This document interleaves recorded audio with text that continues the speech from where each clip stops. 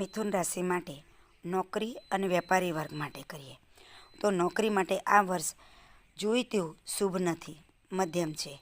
એટલે કે વેપારી વર્ગને થોડો સંઘર્ષમય સમય રહેશે.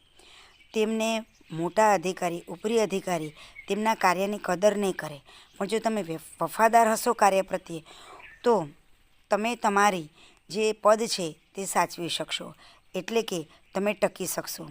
મોટી જવાબદારી માથે ના લેવી યોગ્ય રહે. આ વર્ષે તમારી ઉપર આક્ષેપો પણ આવી શકે એમ છે, માટે થોડી સાવધાની રાખવી. સરકારી કર્મચારીઓને ખાસ સંઘર્ષમય સમય બતાવે છે. વેપારી વર્ગ માટે સમય ખૂબ જ સારો છે. તમે નવા જોખમ કે નવા સાહસ કરશો તો તેમાં સફળતા બતાવે છે. વેપારી વર્ગ માટે નવા વેપાર કરી શકશો અને તેમાં સફળતા પણ મળશે. વેપારમાં ભાગીદારીથી પણ લાભ થશે.